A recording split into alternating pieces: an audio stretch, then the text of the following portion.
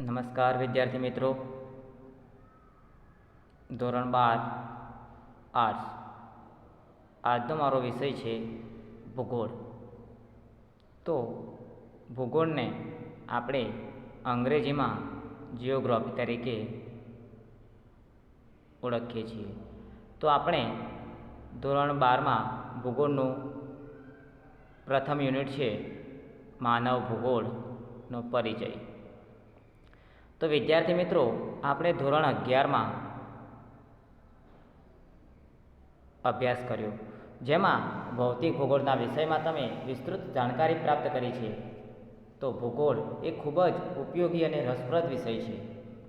તમને અવશ્ય સમજાયું હશે કે આપણે ધોરણ 12ની અંદર આપણે માનવ ભૂગોળનો પરિચય પ્રાપ્ત કરવાના છીએ. તો માનવ ભૂગોળને આપણે અંગ્રેજીમાં માનવ એટલે હ્યુમન અને ભૂગોળ એટલે જિયોગ્રાફી. તો હ્યુમન ભૂગોળ તરીકે આપણે એમનો પરિચય મેળવવાનો છે. તો વિદ્યાર્થી મિત્રો, ભૂગોળ, ભૂ એટલે પૃથ્વી અને ગોળ, પૃથ્વી ગોળ છે. તો વિદ્યાર્થી મિત્રો, ભૂગોળ એ તો સૌપ્રથમ આપણે ભૂગોળ વિશે જોઈશું. તો ભૂગોળ એ પૃથ્વી વિશે પદ્ધતિસરનો અભ્યાસ કરતું વિજ્ઞાન છે. ભૂગોળનો આપણે શું કહીશું કે ભૂગોળ એટલે પદ્ધતિસરનો અભ્યાસ કરતું વિજ્ઞાન. તો બધા જ પ્રાકૃતિક વિજ્ઞાન, સામાજિક વિજ્ઞાન જેવી ઉદ્દેશ્યોને ધ્યાનમાં રાખે છે. તો ભૂગોળને આપણે યથાર્થતાના સમગ્રતામાં સ્વરૂપમાં સમજવાનો પ્રયત્ન કરીશું. તો ભૂગોળ એટલે કે જોગ્રાફીનું જ્ઞાન તેમના બે અભિગમો દ્વારા પ્રાપ્ત થાય છે. કેટલા અભિગમો દ્વારા? બે અભિગમો દ્વારા પ્રાપ્ત થાય છે. એક છે આપણું પદ્ધતિસરનો અભિગમ અને બીજું છે આપણો પ્રાદેશિક અભિગમ. બીજો છે આપણો પ્રાદેશિક અભિગમ અને પદ્ધતિસરનો અભિગમ. તો વિદ્યાર્થી મિત્રો, પદ્ધતિસરનો અભિગમ અને પ્રાદેશિક અભિગમ, આ બે અભિગમો વિશે આપણે અભ્યાસ કરવાનો છે. જેમાં આપણે માનવ ભૂગોળ એટલે કે હ્યુમન જોગ્રાફી તેને અંગ્રેજીમાં કહેવામાં આવે છે.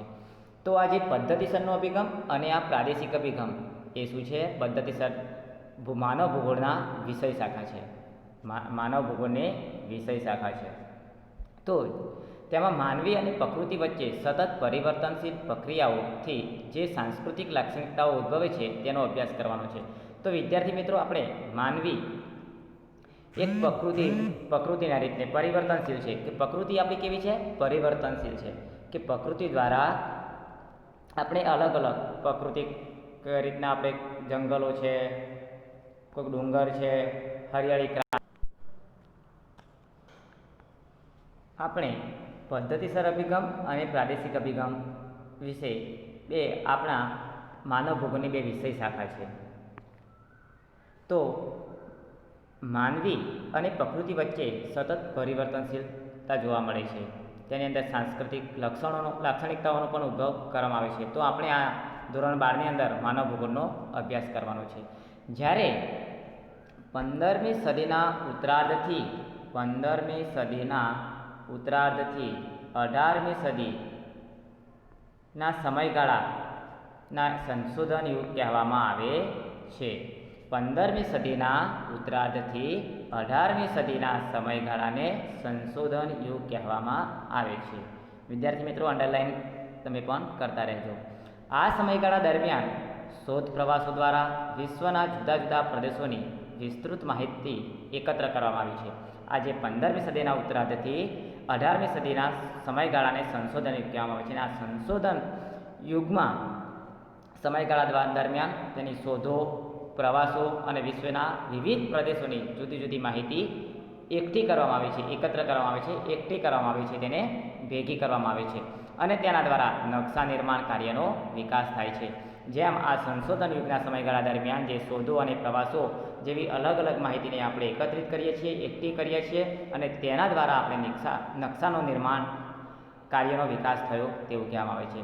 જેમ કે ભૂગોળવિદોએ પ્રાપ્ત માહિતીને વૈજ્ઞાનિક ઢાંચામાં વર્ગીકૃત કરી છે. જેમ કે આપણે આ માનવ ભૂગોળ, તો આ માનવ ભૂગોળ, તો ભૂગોળના રચયિતા જે આ પુસ્તક તો બેર્નોલ્ડ બેરેનિયસ. વિદ્યાર્થી મિત્રો, જિયોગ્રાફી જર્નાલિસિસના લેખક કોણ છે? કે બેર્નોલ્ડ બેરેનિયસ. એ આગળ આવશે આપણે. પણ પહેલાં નકશા નિર્માણ કાર્યનો વિકાસ થયો અને ભૂગોળવિદોએ પ્રાપ્ત કરેલી માહિતીને અલગ દરજામાં તેમને વર્ગીકૃત કરવામાં આવી છે, જેના પરિણામ સ્વરૂપે ભૂગોળ વિષયનો ઉદ્ભવ થયો. આ ભૂગોળ વિષયનો ઉદ્ભવ જ્યારે સંશોધન 15મી સદીના ઉત્તરાર્ધથી 18મી સદીના સમયગાળાને સંશોધન યુગ કહેવામાં આવે છે. અને આ સંશોધન યુગના સમયગાળામાં જ્યાં શોધ પ્રવાસો થઈ તેના નકશા નિર્માણનો કાર્યનો વિકાસ થયો અને જ્યારે એ સમયગાળા બાદ ભૂગોળવિદોએ અલગ અલગ દરજાની અંદર તેમને વર્ગીકૃત કરવામાં આવ્યું અને તેના પરિણામ સ્વરૂપે ભૂગોળ વિષયનો ઉદ્ભવ થયો છે. જ્યારે આ ભૂગોળ વિષયનો ઉદ્ભવ થયો ત્યારે જિયોગ્રાફી જર્નાલિસિસ નામનું પુસ્તક કોણે તો બર્નાર્ડ વેલેનિયસ નામના લેખકે લખ્યું છે. તો જેમાં ભૂગોળના 2 વિભાગ દર્શાવ્યા છે. તેમાં ભૂગોળના 2 વિભાગ દર્શાવ્યા છે, જેમાં એક છે સામાન્ય ભૂગોળ અને બીજું છે વિશિષ્ટ ભૂગોળ. તો ભૂગોળના મુખ્ય 2 વિભાગ દર્શાવ્યા છે. એક છે સામાન્ય ભૂગોળ અને બીજું છે વિશિષ્ટ ભૂગોળ. તો વિદ્યાર્થી મિત્રો, આપણે સૌપ્રથમ સામાન્ય ભૂગોળ વિશે સમજીશું. તો સામાન્ય ભૂગોળમાં સમગ્ર પૃથ્વીને એક એકમ તરીકે સ્વીકારીને તેની લાક્ષણિકતાનો અભ્યાસ કરવામાં આવે છે. શું કહેવામાં આવે છે કે સામાન્ય ભૂગોળમાં સમગ્ર પૃથ્વીને, એટલે કે આખી પૃથ્વીને એક એકમ તરીકે, એક એકમ તરીકે તેને સ્વીકારીને તેનો આખી લાક્ષણિકતાનો અભ્યાસ કરવામાં આવે છે. એ સામાન્ય ભૂગોળની વાત કરવામાં આવે છે. અને જ્યારે વિશિષ્ટ ભૂગોળની અંદર જુદા જુદા પ્રદેશો અને ત્યાંના માનવ જીવનનો અભ્યાસ કરવામાં આવે છે. વિશિષ્ટ ભૂગોળમાં ત્યાંના અલગ અલગ પ્રદેશો અને ત્યાંના માનવ જીવનો, દાખલા તરીકે કોઈ પ્રદેશોની વાત કરવામાં આવે, કોઈક જંગલોની વાત કરે કે જંગલમાં રહેતો માનવી તો તેની જંગલની પેદાશો વિશે જાણતો હોવો જોઈએ. નદી કિનારે વસતો માનવી નદીના મત્સ્ય ઉદ્યોગો વિશે પણ જાણતો હોવો જોઈએ. તેવી અલગ અલગ પ્રદેશોમાં રહેતો માનવી તેના પ્રદેશની જાણકારી ધરાવતો હોવો જોઈએ. એટલા માટે આપણે વિશિષ્ટ ભૂગોળની અંદર સ્થાનિક કે તેના પ્રદેશો અને ત્યાંના માનવ જીવનનો અભ્યાસ કરવામાં આવે છે. તો પૃથ્વી ઉપર માનવ જીવનનો ક્રમશઃ વિકાસ થયો છે. આ પૃથ્વી ઉપર માનવ જીવન તો કેવો ક્રમશઃ તેનો વિકાસ થવા લાગ્યો છે. માનવીની મૂળભૂત જરૂરિયાતો શું છે વિદ્યાર્થી મિત્રો? તો માનવીની, આપણે જાણીએ છીએ કે માનવીની મૂળભૂત જરૂરિયાતો ખોરાક, વસ્ત્ર, રહેઠાણ વગેરે ઉપરની કુદરતી પરિબળો પર અસર કરે છે. તો માનવીની મૂળભૂત જરૂરિયાતો, પહેલાં માનવીની મૂળભૂત જરૂરિયાત છે આપણો ખોરાક, તેનું વસ્ત્ર, રહેવા માટે ઘર અને બીજા ગ્રાહ્ય કુદરતી પરિબળો પર તેઓ અસર કરે છે. તો માનવ ભૂગોળમાં માનવીય અને કુદરતી પરિબળો, માનવ ભૂગોળમાં માનવીય અને કુદરતી પરિબળો પરસ્પર થતી અસરોનો અભ્યાસ કરવામાં આવે છે. તો માનવ ભૂગોળમાં માનવ કેન્દ્ર સ્થાને છે. તો માનવીના નિવાસસ્થાનના વિસ્તારના આધારે તેની પ્રવૃત્તિ નક્કી કરવામાં આવે છે. દાખલા તરીકે આપણે અગાઉ જોયું કે માનવી જંગલમાં રહેતો હોય તો જંગલની પેદાશો વિશે જાણતો હોય, ખેત પેદાશો વિશે જાણતો હોય, લાકડાઓ વિશે જાણતો હોય, નદી કિનારે મત્સ્ય ઉદ્યોગ વિશે જાણતો હોય, તેમ માનવીના નિવાસસ્થાનના વિસ્તારના આધારે તેની પ્રવૃત્તિ નક્કી કરવામાં આવે છે. જે માનવી જ્યાં જગ્યાએ તેનું રહેઠાણ નક્કી કરે છે ત્યાંની અલગ અલગ પ્રવૃત્તિઓ હોય છે અને ત્યાંથી તે માનવી ઓળખાય છે. જેમ કે મેદાની પ્રદેશમાં વસતો માનવી ખેત પ્રવૃત્તિ કરે છે. બરાબર છે વિદ્યાર્થી મિત્રો, ધ્યાન આપજો કે મેદાની પ્રદેશમાં વસતો માનવી ખેત પ્રવૃત્તિ કરે છે. મેદાનમાં વસતો માનવી શું કરે છે? ખેત પ્રવૃત્તિ કરે છે. જ્યારે જંગલમાં નિવાસ કરતો માનવી જંગલની પેદાશ એકઠી કરે છે. જંગલમાં જે નિવાસ કરે છે ત્યાંનો માનવી જંગલની પેદાશને એકઠી કરે છે, તેનો બગાડ કરતો નથી. સમુદ્ર કિનારે વસતો માનવ મત્સ્યની પ્રવૃત્તિનો વિશેષ કરે છે.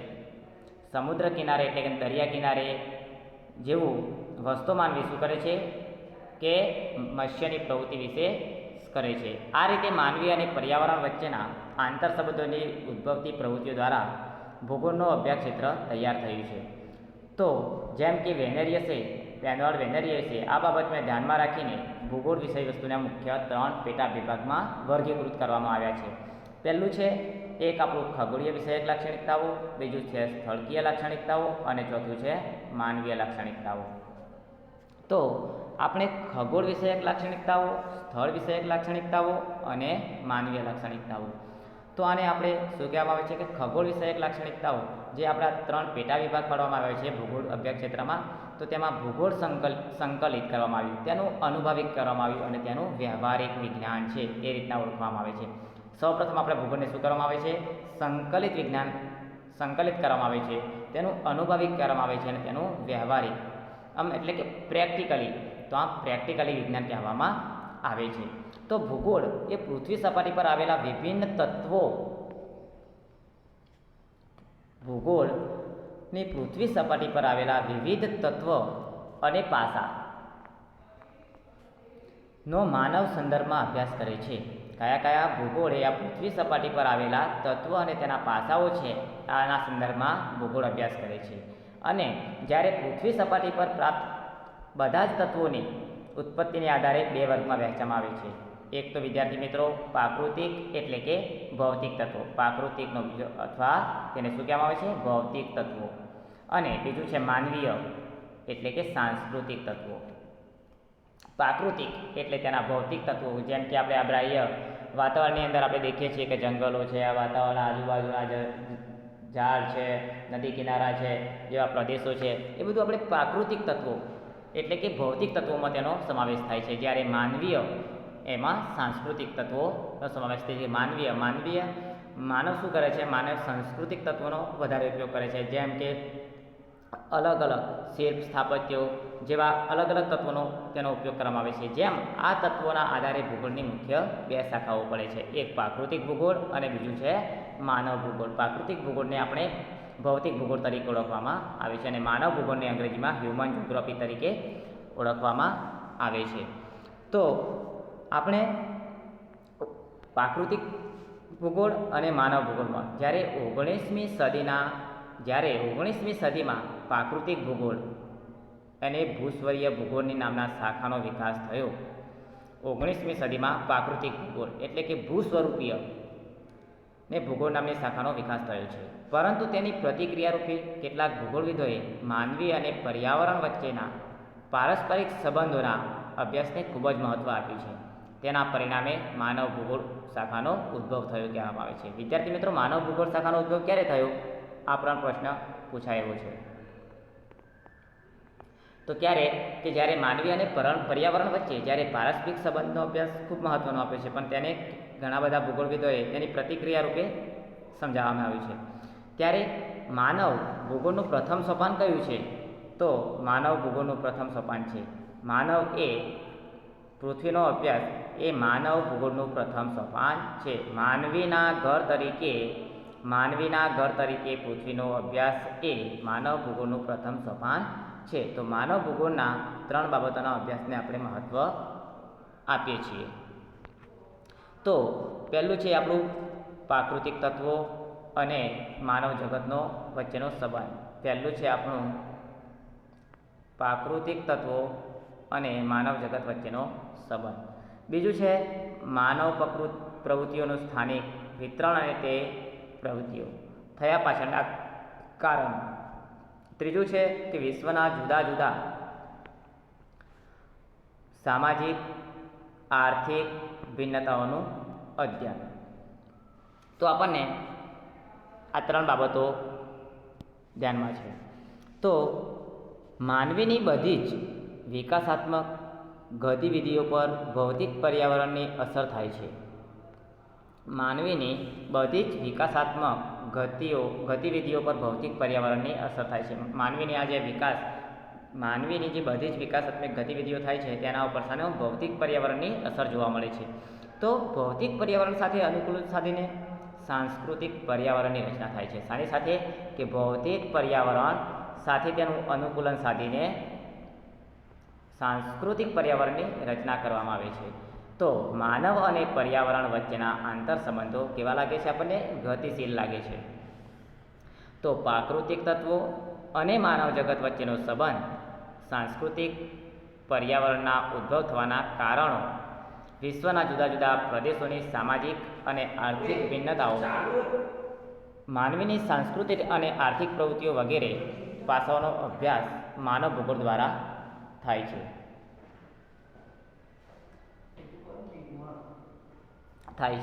તો પ્રકૃતિ અને માનવ અવિભાજ્ય તત્વો બને છે.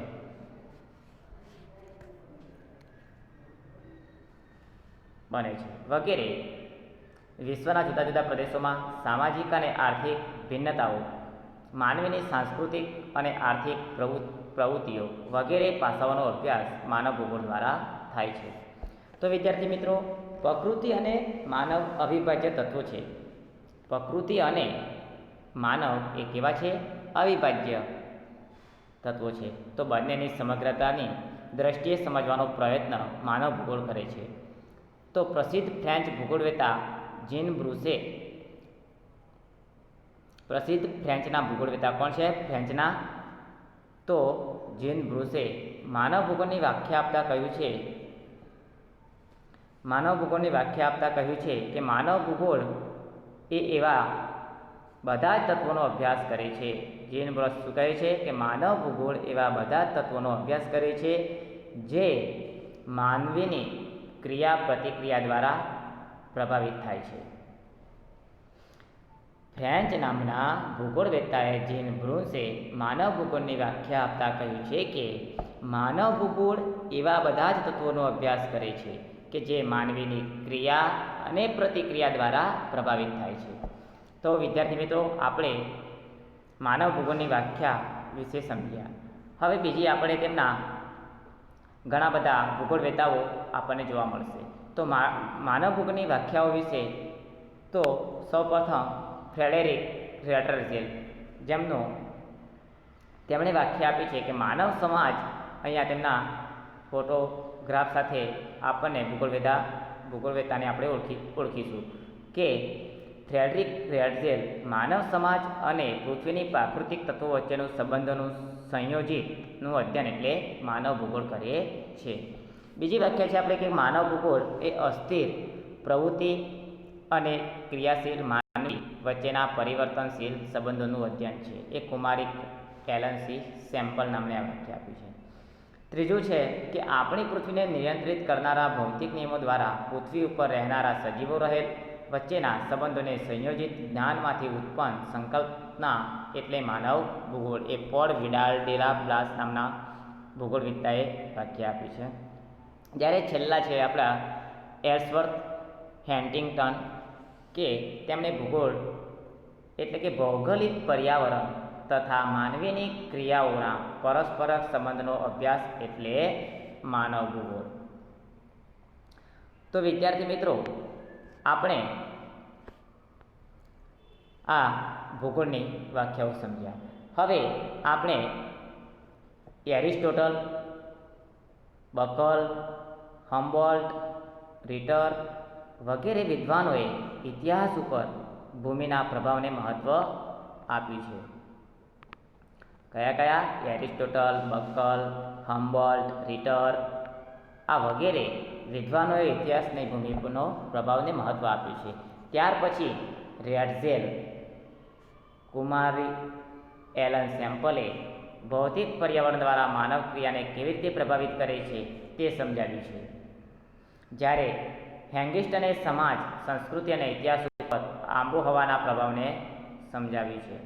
આ વિદ્વાનોના વિચારોથી સ્પષ્ટ થાય છે કે માનવ ભૂગોળ એ માનવ સમાજ અને તેના પર્યાવરણ વચ્ચેના આંતર સંબંધોને પ્રાધાન્ય આપે છે. માનવ ભૂગોળ શામાં? આ માનવ ભૂગોળ માનવ સમાજ અને તેના પર્યાવરણ વચ્ચેના આંતર સંબંધોને પ્રાધાન્ય આપે છે. તો માનવ ભૂગોળ એ કેવું છે? ગત્યાત્મક વિજ્ઞાન છે. માનવ ભૂગોળ એ કેવું છે? ગત્યાત્મક વિજ્ઞાન છે. તો માનવ ભૂગોળના વિષય વસ્તુમાં સમયની સાથે વૃદ્ધિ અને વિસ્તાર થઈ રહ્યું છે. હવે આપણે માનવ ભૂગોળના અભ્યાસ ક્ષેત્રની સમજ મેળવીશું. તો આજે આપણને નો અભ્યાસ કર્યો તે તેની પ્રસ્તાવના સહિત માહિતી આપી છે. હવે આપણે સૌપ્રથમ માનવ ભૂગોળમાં તેના પ્રથમ મુદ્દા ઉપર જઈશું કે માનવ ભૂગોળનું વિષય વસ્તુ. તો માનવ ભૂગોળનું વિષય વસ્તુ, તો માનવ ભૂગોળનું વિષય વસ્તુ કે subject matter of human geography. માનવ ભૂગોળનું વિષય વસ્તુ એટલે કે subject matter of human geography. તો તકનીકી વિકાસની સાથે મનુષ્ય અને પર્યાવરણ સંબંધો બદલાઈ રહ્યા છે. તકનીકી આ વિકાસની તકનીકી એટલે કે અલગ અલગ વિકાસની સાથે સાથે મનુષ્ય અને તેના પર્યાવરણના સંબંધો કેવા રહ્યા છે? બદલાઈ રહ્યા છે. તો માનવીનો પર્યાવરણ સાથેનો સંબંધ એ માનવ ભૂગોળના અભ્યાસનું કેન્દ્રબિંદુ છે. શું છે? અભ્યાસનું કેન્દ્રબિંદુ છે. તો વિભિન્ન પ્રદેશોના માનવીઓના રંગ, સ્વાસ્થ્ય, વસ્ત્ર, રહેઠાણ, ભાષા, ધર્મ, સામાજિક માળખું વગેરે અનેક બાબતો વૈવિધ્ય છે. અમે વિભિન્ન પ્રદેશોમાં એટલે કે અલગ અલગ પ્રદેશોમાં માનવીનો એક રંગ, તેમનું સ્વાસ્થ્ય, વસ્ત્ર, તેમનું રહેઠાણ, તેમની ભાષા, તેમનો ધર્મ જેવા સામાજિક માળખું વગેરે અનેક બાબતોમાં વૈવિધ્ય જોવા મળે છે. અને જેમ આ સાંસ્કૃતિક વિભિન્નતાઓનું ઉત્તમ ઉદાહરણ છે, તેમના આપણને બીજી શું ભિન્નતા જોવા મળે છે? તેમની સાંસ્કૃતિક ભિન્નતાઓનું ઉત્તમ એક ઉદાહરણ જોઈએ તો વિદ્યાર્થી મિત્રો, USA અને ભારત જેવા બિનસાંપ્રદાયિક દેશ જોવા મળે છે. જેવા કેવા છે આપણા? USA અને ભારત એ બિનસાંપ્રદાયિક દેશોમાં જોવા મળે છે જેવી વિભિન્નતાઓ. જેમાં અમેરિકનના ભૂગોળવેત્તાઓએ ફ્રેન્ચ અને ટેવાર્થે માનવ ભૂગોળની વિષય વસ્તુના મુખ્ય બે વિભાગ પાડવામાં આવ્યા છે. બે વિભાગમાં વહેંચ્યા છે. એક છે પ્રાકૃતિક પર્યાવરણ અને બીજું છે સાંસ્કૃતિક પર્યાવરણ. એક છે પ્રાકૃતિક પર્યાવરણ અને બીજું છે સાંસ્કૃતિક પર્યાવરણ. તો વિદ્યાર્થી મિત્રો, આપણે પ્રાકૃતિક પર્યાવરણનો અભ્યાસ કરીશું. તો પ્રાકૃતિક પર્યાવરણ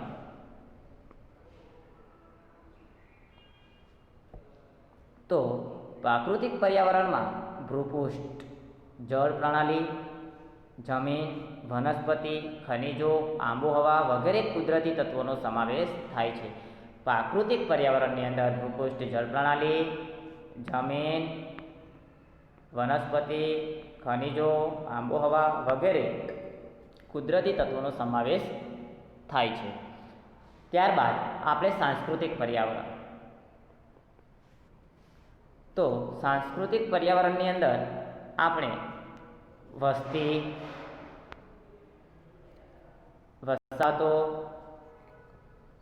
કૃષિ ઉદ્યોગો, પરિવહન, દૂરસંચાર, વેપાર વગેરે માનવ સર્જિત બાબતોનો સમાવેશ થાય છે. સાંસ્કૃતિક પર્યાવરણમાં કેવો? માનવ સર્જિત બાબતોનો સમાવેશ થાય છે.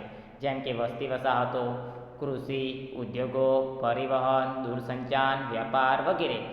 વસ્તી, વસાહતો, કૃષિ એટલે કે ખેત, ઉદ્યોગો, મોટા મોટા ઉદ્યોગો, પરિવહન એટલે કે મોટરસાયકલ, મોટા મોટા વાહનો, વાહન વ્યવહાર જેવાના પરિવહનો ચાલુ થતા હોય છે. દૂરસંચાર એટલે કે ટેલિફોનની સંપર્ક દ્વારા. અને વેપાર, જેમ જ્યારે અંગ્રેજોએ ભારતમાં આવવા માટેનો નવો જળમાર્ગ શોધવામાં આવ્યો હતો, વાસ્કો દ ગામાએ શોધ્યો હતો, ત્યારે ત્યાં અંગ્રેજોએ ભારતમાં આવવા માટે વેપાર ચાલુ કરેલો. તેમ આ સાંસ્કૃતિક પર્યાવરણની અંદર પણ આપણને તે જ બાબતો જોવા મળે છે કે વસ્તી, વસાહતો, કૃષિ ઉદ્યોગો, પરિવહન, દૂરસંચાર, વેપાર વગેરે આ કેવી બધી છે? માનવ સર્જિત બાબતોનો સમાવેશ જોવા મળે છે. તો હવે માનવ ભૂગોળના અભ્યાસ ક્ષેત્રોમાં સમયાંતરે મોટો ફેરફાર થતા રહ્યા છે. તો વિદ્યાર્થી મિત્રો, આપણે જોઈએ કે 20મી સદીની શરૂઆતમાં સાંસ્કૃતિક અને આર્થિક પાસા પર ધ્યાન આપવામાં આવ્યું છે. પરંતુ પછીથી 20મી સદીની શરૂઆતથી સાંસ્કૃતિક અને આર્થિક પાસા પર ધ્યાન આપવામાં આવ્યું હતું. પરંતુ પછીથી માનવ સમાજ સામે આવેલી નવી સમસ્યાઓનો પડકારો. ત્યાર પછી શું થયું કે માનવ સમાજ સામે આવેલી ઘણી બધી સમસ્યાઓના પડકારો વિષય વસ્તુના કેન્દ્રમાં રહ્યા છે. જેમ કે માનવ ભૂગોળમાં તાત્કાલિક, સમન્વયકારી અને આંતર વિષયોનો સમાવેશ કરવામાં આવ્યો છે.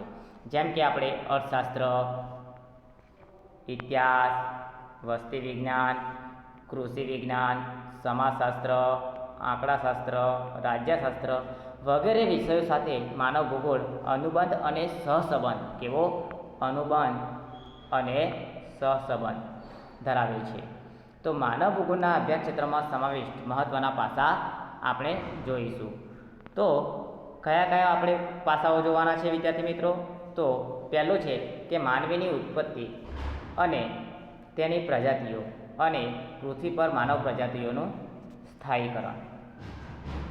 બીજું કે માનવ વસ્તીનું વિતરણ, વસ્તી ગીતતા, વસ્તી વૃદ્ધિ, વસ્તીની વિશેષતાઓ અને માનવ વસ્તીનું સ્થળાંતરણ. ત્યાર પછી આપણો ત્રીજો મુદ્દો છે કે માનવીની પ્રાથમિક, દ્વિતીય, તૃતીયક, ચતુર્થક અને પંચમ પ્રવૃત્તિઓ છે. તો વિદ્યાર્થી મિત્રો, આપણે માનવીની જે આ પ્રાથમિક, દ્વિતીયક, તૃતીયક, ચતુર્થક અને પંચમ પ્રવૃત્તિઓ એ હવે પછીના પ્રકરણમાં આપણે અભ્યાસ કરવાના જ છીએ. પણ તે પહેલાં આપણે માનવીની પ્રથમ પ્રવૃત્તિ કઈ છે, દ્વિતીય, તૃતીય, ચોથી પ્રવૃત્તિ અને પાંચમી પ્રવૃત્તિઓ કઈ કઈ છે તેને આપણે અલગ અલગ વિભાજિત કરવામાં આવેલી છે. જેમ કે આપણે ભૂમિ સ્વરૂપો, તો ભૂમિ સ્વરૂપોની અંદર વાતાવરણ, જમીન, વનસ્પતિ, જલાવરણ, ખનિજો વગેરે સાથે માનવીનો સંબંધ અને તેમનું સાથેનું સમાયોજન જોડાયેલું છે. ત્યારબાદ માનવ વસાહતોમાં એક ગ્રામીણ વસાહત, માનવ વસાહતની અંદર પહેલું ગ્રામીણ વસાહત, પછી પ્રાણી શહેર વસાહત, પછી પ્રાણી વસાહતોની સમસ્યાઓ જોવા મળે છે આપણને. ત્યાર પછી માનવીની આર્થિક પ્રવૃત્તિ, તો માનવીની આર્થિક પ્રવૃત્તિની અંદર પહેલો તો શિકાર. માનવી શું કરે છે, તેને આર્થિક રીતના પોતાનું જીવન જીવવા માટે શું કરતો હોય છે, ગમે તે કોઈ પણ વસ્તુ, કોઈ પણ કાર્ય કરી શકતો હોય છે. શિકાર પણ કરી શકતો હોય છે. શિકાર દ્વારા પણ તેની આર્થિક પ્રવૃત્તિને ધ્યાનમાં લેતો હોય છે. પશુપાલન કરીને પણ તેની આર્થિક પ્રવૃત્તિ કરતો હોય છે. કૃષિ, ઉદ્યોગો, પરિવહન, દૂરસંચાર, વેપાર વગેરે ક્રિયાઓ કરી અને તે પોતાનું આર્થિક પ્રવૃત્તિને જાળવતો હોય છે. ત્યાર પછી આપણે છે સામાજિક અને સાંસ્કૃતિક સંગઠનો. તો માનવી સમાજમાં રહી અને તે અલગ અલગ નીતિ નિયમોનું પાલન કરી અને સામાજિક દરજ્જો જાળવે છે અને તેના સાંસ્કૃતિક સંગઠનોમાં તે મહત્વરૂપે એક ભાગ બને છે. હવે ત્યારબાદ છે કે માનવીની સાંસ્કૃતિક પ્રવૃત્તિઓ તો કેવા છે, ભાષા, સાહિત્ય, શિલ્પ, સંગીત, ધર્મ, લોકસાહિત્ય, પરંપરાઓ વગેરે શું આ માનવીની સાંસ્કૃતિક પ્રવૃત્તિઓ છે. માનવી એક સાંસ્કૃતિક પ્રવૃત્તિઓ સાથે પણ અનુબંધ સાધે છે, સહસંબંધ સાધે છે. જેમ કે ભાષા, તેને ભાષા સાથે કે ભાષામાં સુશુદ્ધિકરણ હોવું જોઈએ, તેની સાહિત્ય પ્રત્યે લગાવ હોવો જોઈએ, તેના શિલ્પ સ્થાપત્ય વિશેનું જ્ઞાન હોવું જોઈએ, સંગીતમાં રસ હોવો જોઈએ, ધર્મ વિશે જાણતો હોવો જોઈએ અને લોક સાહિત્ય એટલે કે લોકોના કંઠે ગવાયેલા કે કહેવાયેલી વાર્તાઓ, ગીતો વગેરે પરંપરાઓથી જાણકાર હોવો જોઈએ. એટલા માટે કે માનવી સાંસ્કૃતિક પ્રવૃત્તિથી જાણતો હોવો જોઈએ. હવે છેલ્લું છે આપણું ભવિષ્યના સંદર્ભમાં સંશોધનની મૂલવણી અને સંરક્ષણની યોજનાઓ. ભવિષ્યના સંદર્ભમાં હવે આ બધી આપણે જોઈ છે, જે તેના પાસાઓ જોયા, તેમાંથી ભવિષ્યના સંદર્ભમાં સંશોધનોની મૂલવણી કરવાની છે અને તેનું સંરક્ષણની યોજનાઓ કરવાનું છે. હવે આપણે પ્રથમ મુદ્દાને અભ્યાસ કર્યો વિદ્યાર્થી મિત્રો. હવે આગળનો મુદ્દો આપણે ફરીથી તેની ચર્ચા કરીશું.